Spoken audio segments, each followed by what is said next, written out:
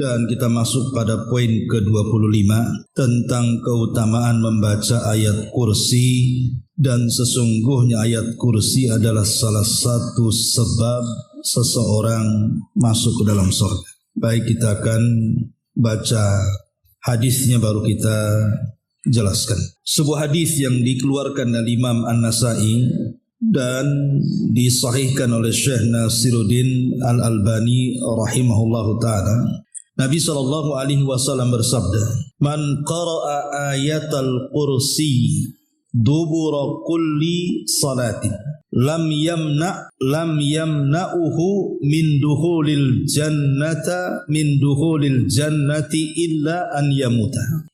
Barang siapa yang membaca ayat kursi setiap selesai salat, maka tidak ada yang dapat menghalanginya untuk masuk surga kecuali kematian. Maksudnya jika dia mati, dia akan masuk surga dengan rahmat dan karunia Allah. Hadis ini dengan gamblang Rasul SAW mengatakan siapa yang mendawamkan, artinya tidak pernah meninggalkan, dibaca pada setiap selesai salat, dijadikan satu dari wirid salat. Wirid salat kan banyak, membaca istighfar, membaca tasbih, tahmid, takbir, tahlil. Lah salah satunya juga ayat kursi dibaca di situ, dan itu dilakukan setiap selesai salat wajib. Maka Nabi SAW menjamin tidak ada yang mencegah dia untuk masuk surga kecuali kematian. Apa maknanya? Para ulama mengatakan yang dimaksud tidak ada yang menghalangi dia masuk surga kecuali kematian, artinya kalau Allah Subhanahu wa taala takdirkan dia meninggal, maka ruh dalam kuburannya itu langsung dijemput oleh para malaikat kemudian dimasukkan ke dalam surga. Itu satu pendapat. Pendapat yang kedua, maksudnya kalau dia meninggal dijamin masuk surga, artinya dia mendapatkan nikmat kubur. Di dalam kuburan itu kan banyak peristiwa. Ada namanya himpitan, ada namanya fitnah, ada namanya azab, dan ada namanya nikmat. Lah orang yang mendawamkan ayat kursi ini, kata para ulama, maka dia langsung mendapatkan nikmat kubur. Dia akan mendapatkan nikmat kubur, dan nikmat kubur itu muqaddimah dari nikmat surga. Karena kita tahu bahwa kuburan itu salah satu taman dari taman-taman surga. Artinya kalau orang yang mendawamkan ayat kursi setiap selesai sholat wajib, maka langsung dimasukkan ke taman-taman surga dalam kuburannya. Itu makna daripada lam yamna'uhu min dukhulil jannati illa an yamuta. Tidak ada yang mencegah dia untuk masuk surga kecuali kematian. Baik, sedikit kita bicara tentang keagungan ayat kursi. Kalau kita cerita surat dalam Quran, maka tidak ada yang lebih agung dibandingkan surah Al-Fatihah. Tapi kalau kita cerita ayat dalam Quran, maka tidak ada yang lebih istimewa melebihi ayat kursi. Walaupun sebagian para ulama berselisih, apakah ada satu ayat dengan ayat yang lainnya dilebihkan? Bukankah semua firman Allah? Menurut Abu Musa al-Ash'ari, Abul Hasan al-Ash'ari, seorang pencetus akidah Asy'ariyah, mengatakan tidak ada satupun ayat yang dilebihkan dengan ayat yang lainnya. Artinya semua ayat sama. Karena namanya firman Allah ya sama saja. Tabbat yada abi lahabi wa tab sama dengan Allahu la ilaha illa huwal hayyul qayyum. Ataupun idza zulzilatil ardu zilzalaha ya sama dengan Allahu la ilaha illa huwal hayyul qayyum. Karena sama-sama firman Allah. Tetapi pendapat yang kuat bahwa ada ayat yang diutamakan dibandingkan ayat-ayat yang lainnya, dan ayat kursi itu adalah ayat yang paling istimewa dari seluruh ayat-ayat dalam Quran. Dalilnya adalah hadis Ubay ibn Ka'ab radhiyallahu anhu. Jadi satu hari Ubay ini sedang salat di masjid. Selesai salat, hendak pergi dari masjid, tiba-tiba punggungnya ditepuk Nabi. Kemudian tiba-tiba Rasul memanggil dan mengatakan, "Ya Abal Mungzir." Abal Mungzir itu kunyah daripada atau gelar daripada Ubay ibn Ka'ab. "Ya Abal Mungzir, atadri ayya ayati min kitabillahi a'zam." Wahai Abal Mungzir, tahukah engkau ayat yang paling agung di dalam Al-Quran? Maka sebagai adab sahabat tidak langsung menjawab dan mengatakan Allahu wa rasuluhu a'lam. Allah dan Rasulnya yang tahu. Tapi Nabi SAW terus mengulang-ulang pertanyaannya. Wahai Aba Mundhir, tahukah kamu ayat yang paling agung dalam Quran? Akhirnya Ubay bin Ka'ab atau Abul Mundhir pun menjawab, Qultu Allahu la ilaha illa huwal hayyul qayyum. Kemudian dibaca sampai selesai ayat kursi. Maka dengan bangganya Nabi SAW menepuk dada Ubay, kemudian mengatakan, Wallahi liyahnikal ilmu ya Aba Mundhir. Demi Allah wahai Aba Mundhir, semoga Allah menambah kesemangatan untuk mencari pengetahuan. Karena kecerdasan, hadis ini dikeluarkan Imam Muslim. Berarti hadis ini menunjukkan bahwa ada ayat yang dilebihkan dari semua ayat. Dan ayat itu ada di ayat kursi. Jadi kalau ditanya ibu, ayat yang paling agung dalam Quran itu ayat apa? Ibu sebut surah Al-Baqarah ayat 255 atau ayat kursi. Kalau ibu ditanya surat apa yang lebih agung dalam Quran, ya ibu katakan surah Al-Fatihah. Jadi kalau surah Al-Fatihah, kalau ayat kursi. Itulah yang paling agung di dalam Al-Quranul Karim. Tentu ada alasannya. Nanti kita akan sebutkan alasan kenapa ayat kursi ini ayat yang paling agung dalam Quran.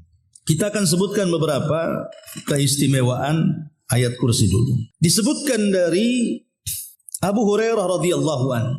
Jadi Abu Hurairah itu satu hari ditugaskan Rasul untuk menjaga pembendarahan zakat fitrah di bulan Ramadan. Jadi setelah zakat-zakat itu terkumpul, kemudian diletakkan di gudang.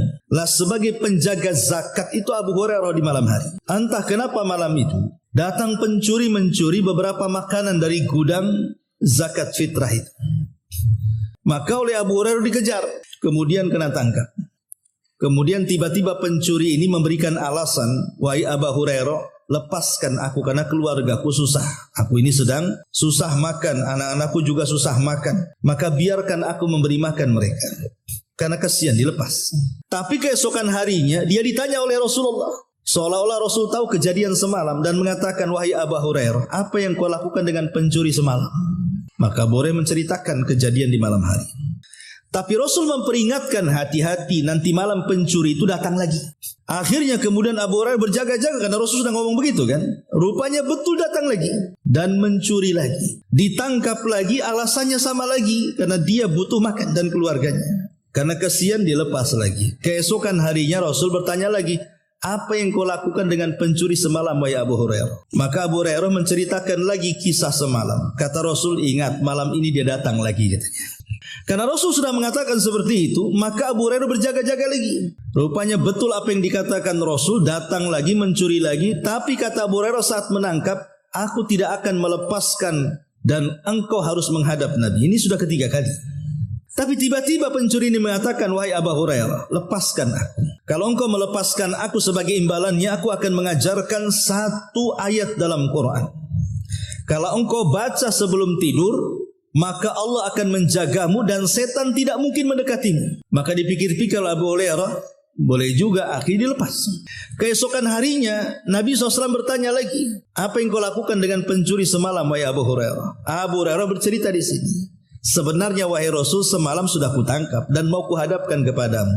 Masalahnya dia mengajarkan satu ayat dalam Quran sehingga aku melepasnya. Kemudian Abu Hurairah menceritakan bahwa siapa yang membaca ayat ini, maka Allah akan menjaganya dan tidak akan disentuh setan sampai pagi. Maka Nabi SAW mengatakan, ya Abu Hurairah, kamu tahu enggak siapa pencuri yang 3 hari berturut-turut itu, 3 malam berturut-turut mendatangi? Abu Hurairah dengan polos mengatakan, Allah dan Rasulnya yang tahu. Maka Rasul mengatakan, ya Abu Hurairah, sesungguhnya dia adalah syaitan. Setan yang menjelma sebagai pencuri. Adapun dia mengajarkan kepadamu ayat kursi, kata Rasul, sadaqahu wa huwa kadzub. Sadaqaka wa huwa kadzub. Dia telah menghabarkan sesuatu yang benar kepadamu wahai Abu Hurairah, tapi dia itu pendusta. Jadi khusus masalah ayat kursi yang dihabarkan kepadamu dia benar, tapi selainnya dia pendusta, jangan dibenarkan. Dari sini kita tahu bahwa setan sendiri yang membocorkan rahasia tentang ayat yang ditakutinya. Jadi ayat kursi itu dibocorkan oleh setan. Kalau kamu ingin tidak diganggu aku, kata setan, seolah-olah dia mengatakan, baca ayat kursi gitu maksudnya. Jadi setan yang buat bocor halus itu sama Abu Hurairah. Dan Rasul membenarkannya. Artinya kita sudah tahu bahwa setan itu paling takut dengan ayat kursi. Makanya sebenarnya ngusir setan itu gampang. Ibu kalau takut di toko baca ayat kursi. Ibu kalau takut di rumah baca ayat kursi. Ibu kalau takut jalan di malam hari baca aja ayat kursi. Karena ayat ini ditakuti mereka. Ya. Ini enggak. Lewat di jalan yang menakutkan tidak dibaca ayat kursi. Malah bilang permisi, permisi katanya. Gimana setan takut? Kalau naik motor di klakson, tit katanya. Apa maksudnya klakson ini? Terkejutlah setan itu. Ya. Jadi dari sini Bu, tahu bahwa ayat kursi itu bisa untuk menjaga kita dari gangguan setan. Ini satu riwayat. Kemudian riwayat yang kedua, riwayat dari Ubay ibn Ka'ab. Jadi satu hari Ubay itu menaruh makanan di bejana, di piring bahasa kitanya. Ya. Dan itu makanan satu-satunya yang ia makan di situ. Tiba-tiba di malam hari terdengar ada suara langkah kaki. Jadi Ubay bin Ka'ab ini curiga, siapa? Jangan-jangan maling. Masuklah rupanya orang yang dicurigai Ubay bin Ka'ab ini. Ketika hendak mengambil makanan, maka Ubay bin Ka'ab langsung menangkap tangannya. Langsung ketakutan Ubay, kenapa? Karena tangannya berbulu semuanya. Maka dengan gemetar Ubay mengatakan, siapa kamu? Tiba-tiba orang ini, saya adalah setan katanya. Coba ibu kalau kayak gitu tuh, apa nggak merinding gitu? Ya. Akhirnya kemudian tiba-tiba mengatakan, kenapa kau mencuri makananku? Katanya. Kemudian dia menceritakan bahwa dia perlu makan. Saya dengar engkau ini orang baik, suka ngasih makanan, makanya aku datang kemari untuk mengambil makananmu. Kemudian dia mengatakan kepada Ubay, wahai Ubay, ya, maukah ku ajarkan kepadamu satu ayat dalam Quran yang kalau kau baca di pagi hari, maka engkau akan dapat pahala dan engkau akan dijaga dari gangguan setan sampai sore hari.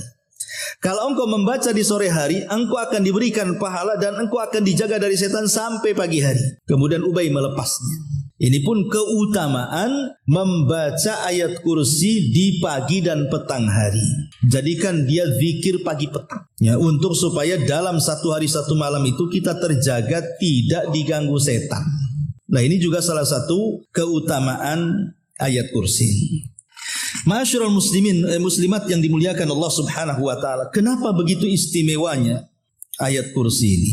Karena dalam ayat kursi ini Bu, Allah Subhanahu wa taala menyebutkan satu nama yang sangat dikuatkan para ulama yang disebut dengan Ismul A'zam, nama Allah yang sangat agung.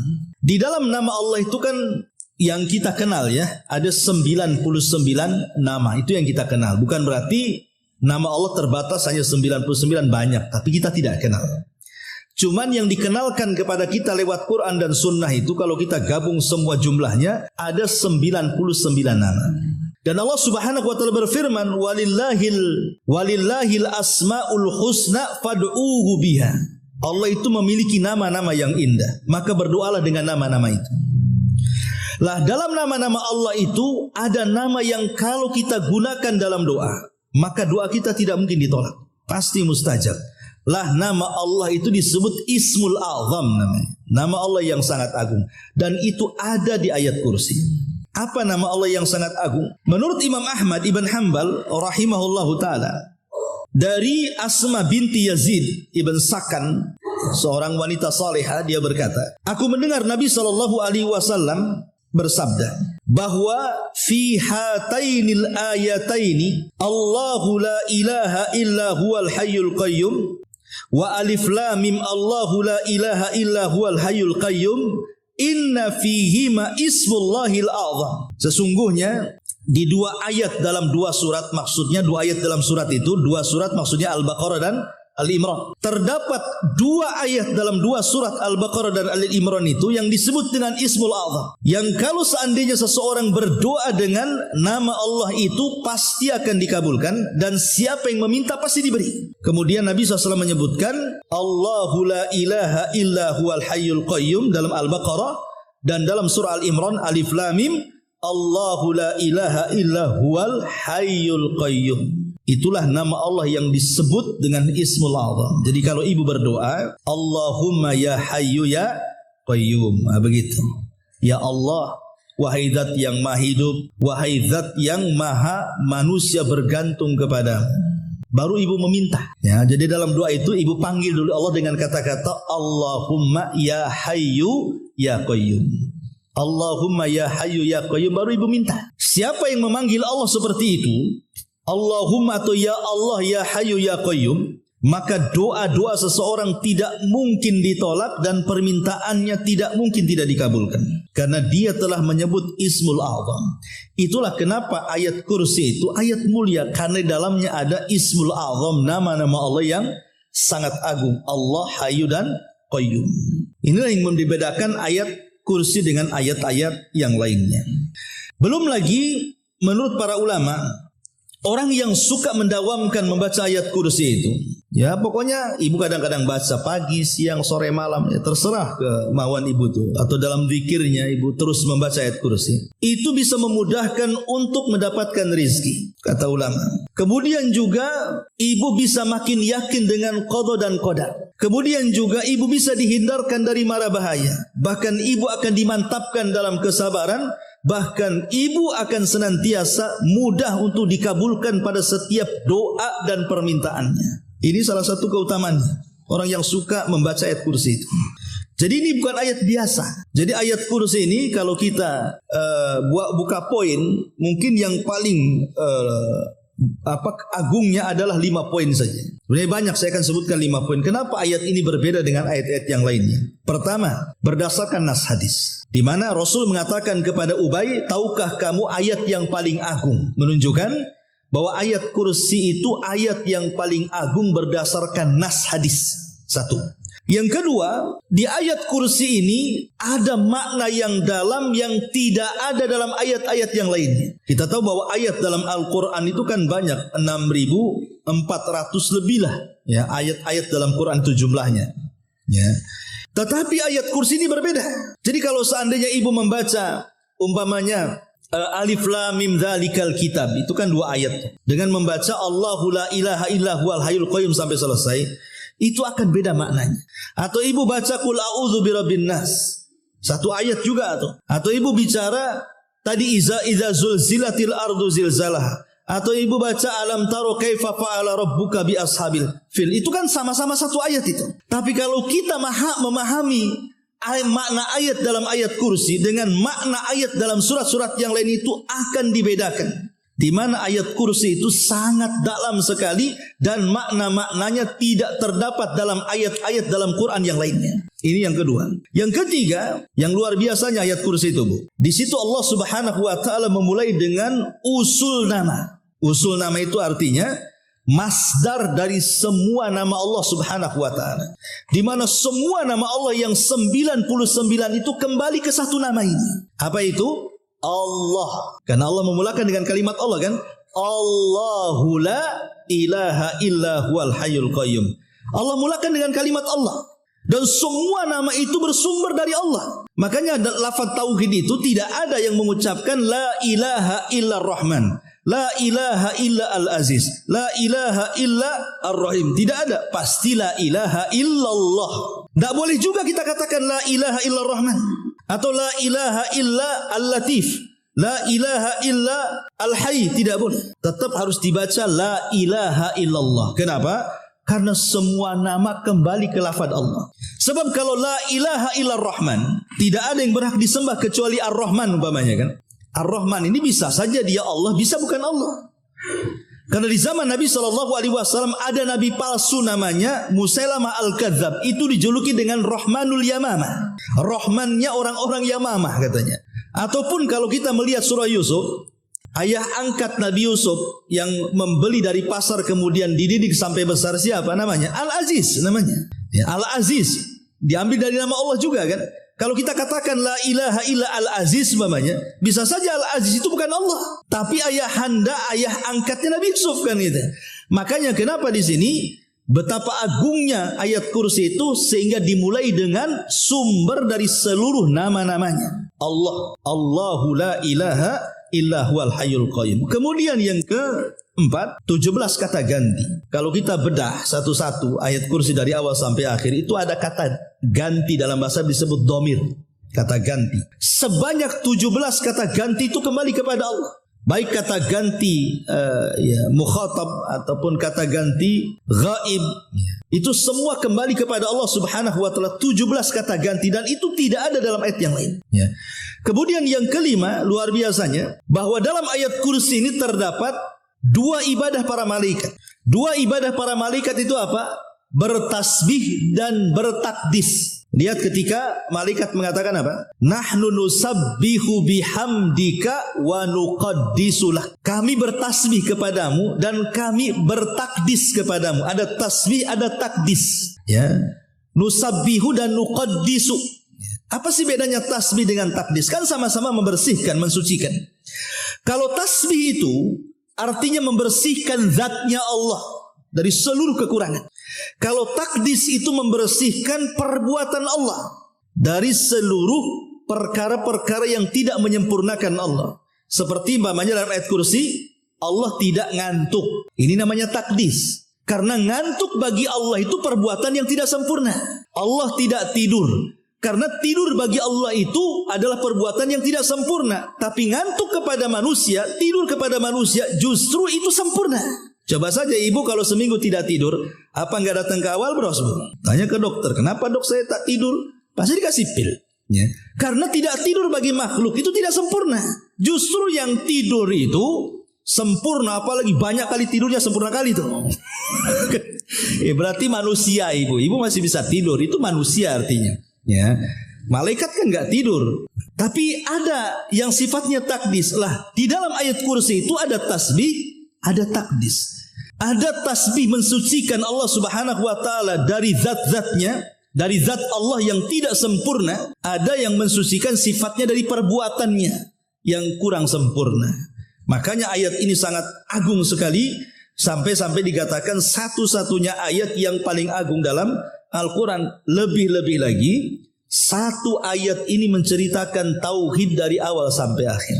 Dan dalam kaedah para ulama itu, syaraful ilmi ala syarafil ma'lum. Kemuliaan sebuah pengetahuan itu ditentukan pengetahuan yang akan dipelajarinya. Jadi kemuliaan sebuah pengetahuan atau ilmu itu ditentukan dengan pengetahuan apa yang akan dipelajari. Dan tidak ada pengetahuan yang dipelajari yang lebih mulia melebihi tauhid. Jadi ayat kursi itu menjawab pertanyaan siapa Tuhanmu. Jadi kalau ibu ditanya, Tuhan ibu siapa sih? Itulah jawabannya ayat kursi. Ibu jawab, Allahu la ilaha illa huwal hayyul qayyum. Itu semua jawaban dari pertanyaan man rabbuka, siapa Rabbmu. Karena ini pertanyaan akan ditanya dalam kubur kita tuh. Siapa Rabbmu? Maka jawabannya ada dalam ayat kursi. Nanti kita akan jelaskan secara singkat tafsirnya supaya kita tahu siapa Tuhan kita. Ma'asyiral muslimin wal muslimat, muslimat yang dimuliakan Allah Subhanahu wa taala, intinya bahwa ayat kursi ini banyak sekali keutamaan yang luar biasa. Baik, kita akan tafsirkan sedikit saja biar punya pengetahuan isi daripada ayat kursi. Pertama di sini Allah Subhanahu wa taala mengatakan Allahu la ilaha illa huwal hayyul qayyum. Allah dialah yang tidak ada sesembahan kecuali Dia. Dialah zat yang maha hidup dan dialah zat yang maha berdiri sendiri. Dari sini saja kita sudah tahu keagungan Allah Subhanahu wa taala. Pertama, Allah Subhanahu wa taala mensifati dirinya bahwa tidak ada yang berhak disembah kecuali Dia. Allah itu diambil dari kata ilah, artinya makhluk yang disembah. Ketika dikasih alif lam menjadi Allah, kalau dibuang alif lam menjadi ilah. Dan kalau kita cerita nama Allah Subhanahu wa taala, Bu, nama Allah itu ada 3. Ada yang disebut dengan Ismullah Al-Jalalah. Ada yang disebut dengan Ismullah Al-Jamalah. Ada yang disebut dengan Ismullah Al-Kamalah. Jadi nama Allah ada 3. Pertama disebut nama Allah Al-Jalalah, yang menunjukkan kebesaran, keagungan. Itu disebut Jalalah. Kemudian yang kedua, nama Allah itu disebut Jamalah, keindahan. Ada nama Allah itu menunjukkan keindahannya. Kemudian yang ketiga, Al-Kamalah. Ada nama Allah itu yang menunjukkan kesempurnaan. Bahwa Allah itu sangat sempurna di mana semua hamba berhajat kepada Allah. Adapun Ismullah Al-Jalalah seperti Allah. Allah itu disebut Al-Jalalah. Jalal itu menunjukkan keagungan, kebesaran. Bahwa Allah itu zat yang wajib kita sembah. Tidak ada selain Allah disembah. Atau contohnya Al-Khalq. Al-Khaliq, Allah itu pencipta, berarti hanya Allah sebagai pencipta. Atau Al-Mutakabbir, Allah itu yang sombong. Tidak ada yang boleh sombong kecuali Allah. Itu disebut jalalah namanya. Jadi keagungan Allah yang tidak boleh ditiru oleh makhluknya. Ya, jadi kalau nama Allah yang sifatnya jalalah, keagungan, kebesaran, kita tidak boleh meniru. Tetapi kita boleh meniru kebalikannya. Allah sombong, berarti kita rendah hati. Allah itu pencipta, berarti kita hambanya. Jangan pula Allah sombong, kita sombong. Nah, itu kurang ajar namanya ya. Jadi karena meniru nama Allah yang sifatnya jalalah, keagungan itu harus meniru dengan kebalikannya. Ini yang pertama. Yang kedua, ada namanya Ismullah Al-Jamalah, menunjukkan keindahan. Lah kalau nama Allah menunjukkan keindahan, kita harus menirunya. Contoh, Allah itu Ghafur, Maha Pengampun, ya kita mudah memaafkan orang. Allah itu Maha Lembut, ya kita harus lembut, jangan pula kasar. Nah, itu harus ditiru tuh. Ya. Kemudian yang ketiga, ada nama Allah itu Kamalah, menunjukkan kesempurnaan. Seperti Somad, Allahus Somad. Ya, Somad itu artinya semua manusia bergantung. Semua makhluk, bukan manusia saja, semua manusia bergantung kepada Allah. Karena Allah itu zat yang maha sempurna, tidak ada cacat bagi Allah. Lah Allah itu adalah nama Allah Al-Jalalan. Maknanya Allah itu zat yang disembah, ya, dan tidak ada selain Allah yang disembah. Kemudian Allah mensifati dirinya Al-Hayyu. Hayyu itu zat yang maha hidup. Satu kisah dalam sejarah. Ketika Nabi SAW meninggal dunia, Abu Bakar Siddiq radhiyallahu anhu ketika itu meyakinkan para sahabat bahwa Rasul sudah meninggal. Karena ketika itu para sahabat gak yakin masa Nabi meninggal. Bahkan Umar itu sampai mengambil pedang ke rumahnya, kemudian mengangkat pedang dan mengancam manusia. Siapa yang mengatakan Muhammad sudah mati, ku penggal lehernya. Saking gak yakinnya Rasul sudah meninggal. Bahkan Ali tidak sanggup berdiri. Utsman kayak orang gila. Pokoknya gak yakin kalau Rasul meninggal kala itu. Lah Abu Bakar berdiri, kemudian mengingatkan manusia dan mengatakan, ayyuhan nas, ya, wahai manusia, man kana minkum ya'budu Muhammadan fa inna Muhammadan qad mat, wa man kana ya'budullaha fa innallaha hayyun la yamut. Hei manusia, siapa di antara kalian yang menyembah Muhammad, Muhammad sudah mati. Tapi siapa yang menyembah Allah, Allah zat yang maha hidup dan tidak akan pernah mati. Dari sini kita tahu bahwa Allah itu memiliki nama Al-Hayy, zat yang maha hidup. Konsekuensinya apa, Bu? Kalau kita meyakini Allah zat yang maha hidup, berarti semua hajat-hajat kita akan didengar. Semua hajat-hajat kita akan diberi. Semua hajat-hajat kita pasti dipenuhi. Kenapa? Karena zat yang hidup itu pasti mendengar. Zat yang hidup itu pasti memberi. Zat yang maha hidup itu pasti melihat. Tapi sebaliknya, zat yang mati jangan lagi mendengar, jangan lagi melihat, mengijabah saja tidak bisa. Makanya dengan meyakini Allah maha hidup, berarti jangan pernah ada keraguan ketika kita berdoa. Pasti Allah mendengar, pasti Allah melihat, pasti Allah mengijabah. Makanya ayat kursi menunjukkan orang yang suka membacanya akan mudah diijabah oleh Allah Subhanahu wa ta'ala. Ini yang pertama. Kemudian nama Allah yang kedua, Al-Qayyum. Allah itu zat yang maha berdiri sendiri. Artinya tidak berhajat dengan kita. Satu dunia manusia maksiat, Bu, tidak mengurangi kekuasaan Allah. Satu dunia manusia beriman tidak menambah kekuasaan Allah. Karena Allah tidak berhajat dengan kita. Allah punya tentara para malaikat yang tidak pernah bermaksiat. Ya, ngapain pula berhajat dengan kita? Ini satu makna Al-Qayyum. Makna Qayyum yang kedua, artinya Allah itu zat yang maha mampu untuk memberikan semua hajat dan kepentingan manusia. Sekiranya, Bu, logika, satu dunia ini manusia berkumpul di tanah lapang. Jangan manusia, jin-jinnya kumpullah di situ. Kemudian masing-masing orang dan jin itu meminta sesuatu. Kan satu manusia dengan manusia yang lain pasti permintaannya berbeda kan? Yang satu minta sembuh, yang satu minta kaya, yang satu minta jodoh, yang satu minta macam-macam usahanya dimudahkan. Kan macam-macam permintaan orang itu. Lah kalau satu dunia manusia berkumpul dan minta di waktu yang sama kepada Allah Subhanahu wa ta'ala, maka Allah sanggup memberi, dan itu ibarat satu tetes dari ujung jarum yang dicelupkan di lautan, kata Nabi. Jadi kalau ada jarum dicelupkan di lautan, kemudian diangkat, kan ada tuh tetesannya. Satu tetesan itulah cukup untuk memberikan semua permintaan manusia. Bayangkan dari satu tetes itu lahir profesor orang cerdas. Dari satu tetes itu lahir orang kaya. Dari satu tetes itu lahir para penguasa, pengusaha, dan begitu seterusnya. Masalahnya Bu, terkadang manusia difokuskan dengan satu tetes dan dilupakan dengan lautan. Itu masalahnya. Ya. Kan Allah hanya memberikan satu tetes kepada kita kan. Itu mencukupi semua jin dan manusia. Sementara kekayaan Allah itu lautan yang terbentang. Kenapa kita fokus dengan yang satu tetes, melupakan lautan yang satu bentang itu? Akhirnya kita lebih fokus mengejar yang satu tetes, meninggalkan yang lautannya itu. Maksudnya lautan itu adalah akhiratnya, sorganya. Sementara satu tetes itu dunianya. Nah ini yang harus dipahami dari kalimat Al-Qayyum. Jadi kalau ditanya siapa Allah? Allah itu tidak ada zat yang maha berhak disembah kecuali Dia. Siapa Allah? Allah zat yang maha hidup.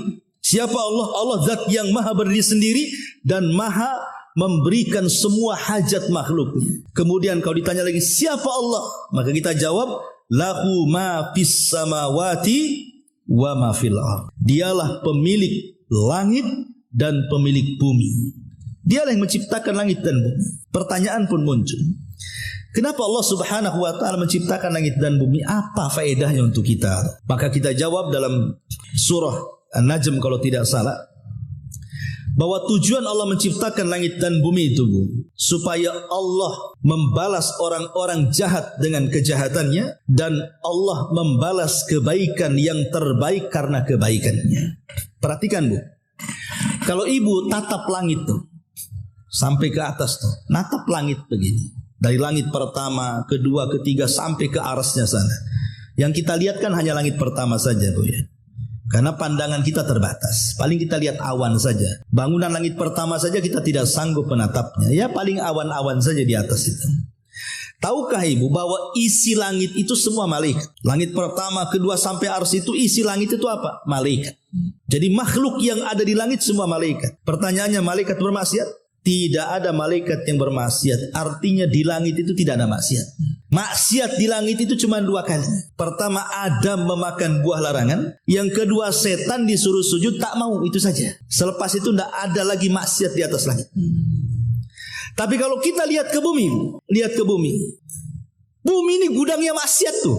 Macam-macam maksiat ada di bumi kan Bu. Orang yang gibah ada di bumi, orang yang dusta ada di bumi, orang yang curang ada di bumi, orang yang zalim ada di bumi, orang yang melakukan kesyirikan, bid'ah, maksiat ada di bumi. Maksiat yang paling kecil sampai yang paling besar komplit lengkap di bumi. Dari sini ada kaidah Bu, Allah itu ditaati karena izinnya dan Allah itu dimaksiati karena pengetahuannya. Ini kaidah, ini penting. Jadi Allah itu yuta illa biizni wa yu'sa illa biilmi. Allah itu ditaati karena izinnya dan Allah dimaksiati karena pengetahuannya. Apa maknanya? Seandainya ibu dari lahir sampai meninggal tidak maksiat sama sekali, rajin sholatnya, rajin puasanya, rajin sedekahnya, rajin berbuat baiknya, sedikit maksiat lah pokoknya. Pokoknya hidupnya ibadah terus. Pertanyaannya, apakah dengan menghabiskan umur ibu ibadah, dengan berbagai macam ibadah dan sedikit maksiat, ada jaminan ibu masuk surga? Enggak ada. Ada jaminan ibu diterima ibadahnya? Enggak ada jaminan. Walaupun kita ibadah hari-hari, apakah ada jaminan ibadah ibu diterima? Enggak ada jaminan. Apakah langsung ibadah jamin masuk surga? Tidak ada jaminan. Walaupun dihabiskan untuk ibadah. Kecuali kalau Allah izinkan.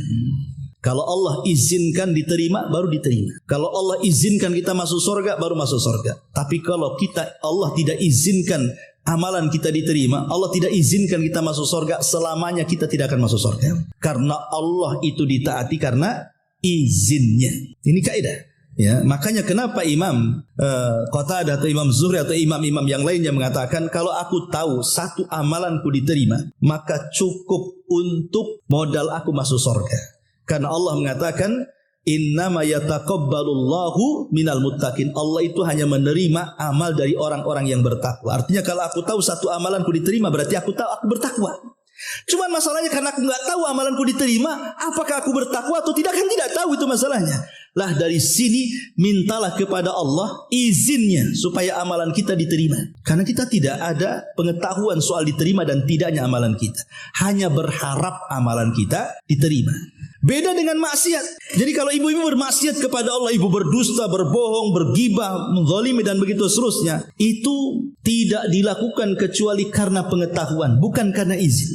Maksiat itu tidak perlu belajar. Masuk neraka itu tidak perlu izin. Jadi kalau seandainya seseorang itu bermaksiat, tidak perlu izin sama Allah, pasti masuk neraka. Tidak perlu habis bermaksiat, ya Allah izin apakah saya masuk neraka atau tidak. Tidak ada ceritanya, langsung masuk neraka. Karena orang maksiat itu tahu dirinya sedang bermaksiat karena pengetahuannya, bukan karena izin Allah. Dia tahu sedang bermaksiat. Pamannya orang mencuri, dia tahu dia sedang mencuri. Dia tahu dia sedang berzina.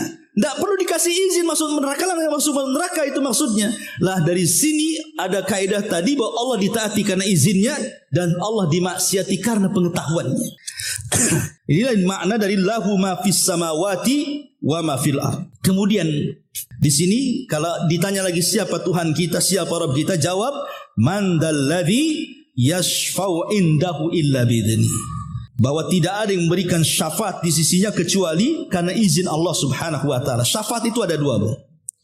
Ada syafaat di dunia, ada syafaat di akhirat. Ya. Dalam ibadah kita kenal namanya ada asy-syaf'u wal watru. Ada asy-syaf'u wal adlu. Ada syafaat artinya sesuatu yang sunnah, ya. Ada disebut al-adlu, itu di sesuatu yang wajib. Makanya ada hadis yang banyak sekali mengatakan ada orang itu kalau melakukan ini tidak akan diterima syafaat dan adilnya. Apa sih syafaat, apa itu adil? Ulama mengatakan syafaat itu istilah bagi yang sunnah, al-adlu itu istilah bagi yang wajib. Dan dua-duanya harus ada. Kenapa sunnah-sunnah itu disebut syafaat? Ya, karena sunnah-sunnah itulah yang terkadang menentukan yang wajib diterima amalannya. Makanya kenapa dalam solat ada solat wajib, ada solat sunnah, ada haji, ada umroh, ada puasa wajib Ramadan, ada puasa sunnah, ada zakat yang wajib, ada sedekah sunnah, kan itu.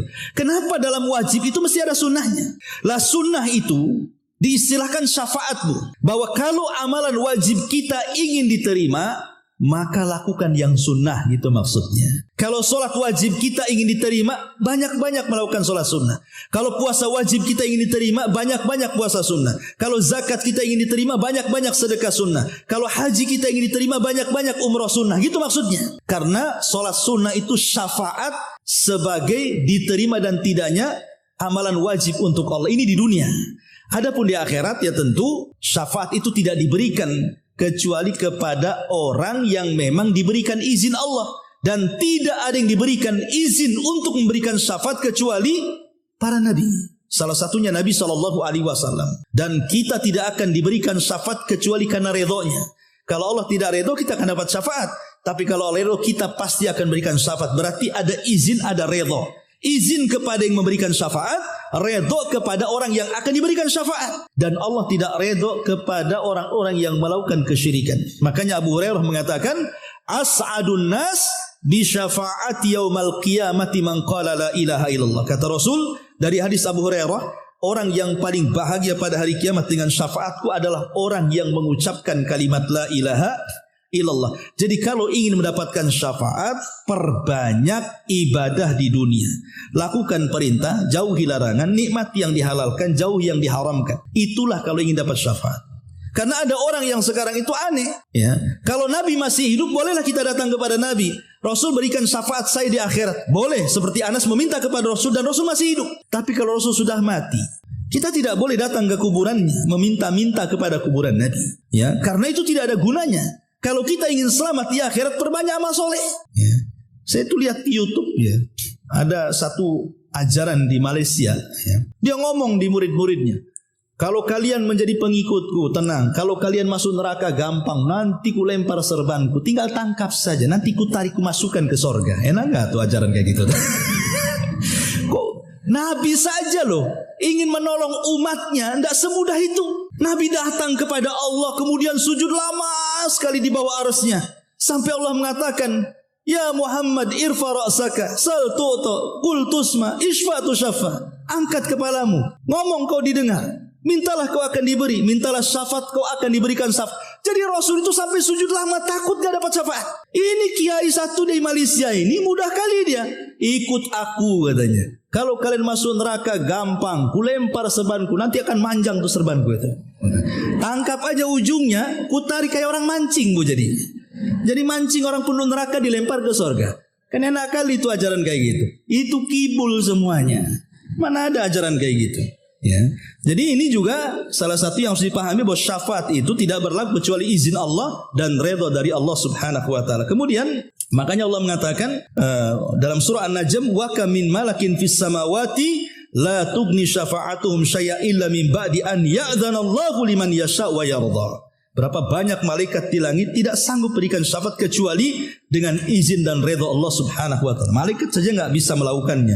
Ini kiai satu di Malaysia kok bisa gitu. Kan lebih hebat dari malaikat namanya, Bu, ya. Kemudian juga setelah itu Allah mengatakan ya'lamu ma baina aydihim wa ma khalfahum. Kalau ditanya siapa Allah, dialah zat yang Maha mengetahui ma bi aydihim, apa yang ada di hadapannya, wa ma khalfahum, dan apa yang ada di belakangnya. Maksudnya yang di depannya itu maksudnya dunia, yang di belakangnya maksudnya akhirat. Jadi Allah mengetahui perkara dunia dan Allah mengetahui perkara akhirat. Dan pengetahuan Allah itu meliputi semua makhluknya. Ingat, kemampuan kita melihat, kemampuan kita mendengar, itu ada batasnya. Walaupun pakai kacamata pun, sampai kemana lah batas melihat itu pasti ada batasnya. Kita mendengar, itu ada batasnya. Kita saja tidak tahu di rumah ngomong apa orang-orang itu. Itu ada batasnya. Tapi pengetahuan Allah Subhanahu wa taala meliputi segalanya. Bahkan sekalipun gelap gulita, dedaunan yang jatuh berapa jumlahnya, pohon apa saja yang jatuh daunnya, di mana letaknya semua Allah tahu. Tapi kita ini tidak tahu. Bahkan satu jengkal di bawah kaki kita tidak tahu ada cacingnya atau tidak. Karena kita tidak memiliki pengetahuan sehebat itu. Makanya ketika Musa dan Khidir satu perahu, tiba-tiba ada burung dari langit nukik sampai ke lautan.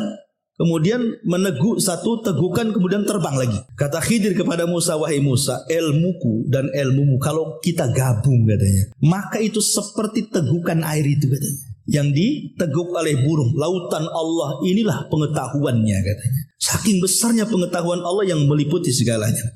Makanya Allah Subhanahu wa taala mengatakan wala yuhituna bisyai'in min ilmihi illa bima syaa, dan tidak ada yang meliputi dengan sesuatu dari pengetahuannya kecuali dengan kehendaknya. Kemudian Allah mengatakan wasi'a kursiyuhu as-samawati wal ardh, maka kursinya Allah meliputi langit dan bumi. Inilah kenapa disebut ayat ini ayat kursi, karena ada kalimat kursi di sini. Apa sih kursi itu, Bu? Kenapa ayat ini disebut kursi? Saya kira kan ibu banyak juga kursi di rumah kan?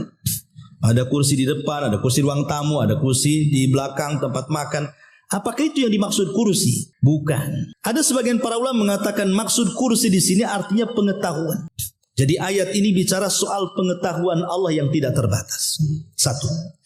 Yang kedua, ada yang mengatakan kursi itu adalah makhluk Allah yang sangat besar. Bahkan paling besar. Bahkan tidak ada yang lebih besar daripada kursi. Karena ada yang mentafsirkan kursi itu adalah arsy. Jadi kalau disebut arsy ya kursi. Kalau disebut kursi arsy. Ya, ini yang kedua. Yang ketiga, bahwa yang dimaksud kursi itu artinya kemampuan Allah, kehebatan Allah, kemahakuasaan Allah yang meliputi seluruh makhluknya. Ya. Tapi ada juga yang mengatakan, dan ini pendapat yang kuat wallahu alam, ini pendapat dari Imam Ibnu Katsir dalam tafsirnya, dan dikuatkan banyak para ulama salaf, mengatakan yang dimaksud kursi itu tempat pijakan kedua kaki Allah. Jadi kalau umpamanya ibu duduk di kursi, kemudian di situ ada keset gitu ya di bawah ya. Kemudian kaki ibu diletakkan di kesetnya itu, lah keset itu disebut kursi. Ya, jadi tempat pijakan kedua kaki Allah itu disebut kursi. Lah kalau tempat pijakannya saja lebih luas dibandingkan langit dan bumi. Wasi'a kursiyus samawati wal ardh. Makanya ketika Rasul mengatakan kalau kita ingin bandingkan kursi dengan langit dan bumi itu, ibu datang ke padang pasir, copot cincin, letakkan di tengah padang pasir, kata Rasul cincinnya itulah langit dan bumi, sementara padang pasirnya itulah kursinya. Makanya kursi itu meliputi langit dan bumi. Wasi'a kursiyuhus samawati wal ardh wala ya'uduhu hifdhuhuma wa huwal aliyyul azim, dan tidak ada yang memberatkan Allah untuk menjaga keduanya. Allah tidak berat. Ya. Kenapa? Karena Allah itu sinatun wala naum, dia tidak tersentuh dengan perasaan kantuk dan juga tidak pernah tersentuh dengan tidur. Artinya begini, Bu. Kenapa Allah tidak boleh ngantuk? Kenapa Allah tidak boleh tidur? Ibu kalau masak ngantuk atau ibu tidur masak gini, jadi apa tuh kuenya? Pasti gosong, ya kan? Atau kebakaran. Kalau ibu kendaraan dari sini pulang ngantuk, pasti nabrak. Atau tidur nyetir, pasti nabrak kan itu ya. Artinya kalau makhluk saja, kalau sampai terjadi seperti itu, pasti akan celaka tuh. Pasti akan binasa. Ya. Ibu nyetir nih, tidur, pasti bangun di depannya mungkar nakir, Bu. Coba saja, ya. Pasti akan binasa kan? Lah Nabi Musa, ada sebuah hadis, Bang Ibnu Katsir mengatakan hadis ini lemah atau mungkar, tetapi kita ambil ibrahnya. Jadi Nabi Musa ini bertanya kepada malaikat, apakah Rob kami ini tidur ataupun ngantuk? Jadi Allah Subhanahu wa taala merintahkan Jibril untuk mengambil 2 bejana dan mengatakan, wahai Musa, berdiri kamu. Akhirnya Musa berdiri. Peganglah 1 bejana ini di tangan kananmu dan bejana di tangan kirimu. Kau berdiri, jangan sampai jatuh bejana itu. Kata Nabi Musa, sampai kapan? Sudah berdiri saja. Akhirnya Musa berdiri lama sampai ngantuk, Bu. Ketika ngantuk, 1 bejananya jatuh. Dia terkaget gitu ya. Dan dia pertahankan 1 bejana lagi. Karena saking lamanya ngantuk tertidur. Akhirnya jatuh lagi. Lah kata Jibril, kalau Allah seperti kamu, hancur kiamat dunia ini. Pasti tuh bintang itu bertabrak-tabrakan tuh jadinya. Siapa yang akan mau ngasih itu semua? Lah makanya Allah tidak pernah tersentuh dengan kantuk, apalagi tersentuh dengan tidur. Nah ini makna secara global saja ya, karena kalau dibentangkan tafsirnya memang agak panjang. Tapi inilah inti daripada ayat kursi. Oleh karena itulah maka ayat kursi itu sangat dianjurkan dibaca selepas sholat, ya, sholat wajib 5 waktu. Kemudian yang kedua dianjurkan digunakan zikir pagi petang. Kemudian yang ketiga digunakan sebelum tidur. Ya, ibu baca sebelum tidur. Kemudian yang keempat, ibu bisa membaca untuk meruqyah. Kemudian yang keempat, ibu bisa membaca di tempat-tempat yang menakutkan. Inilah 5 perkara boleh kita membaca ayat kursi.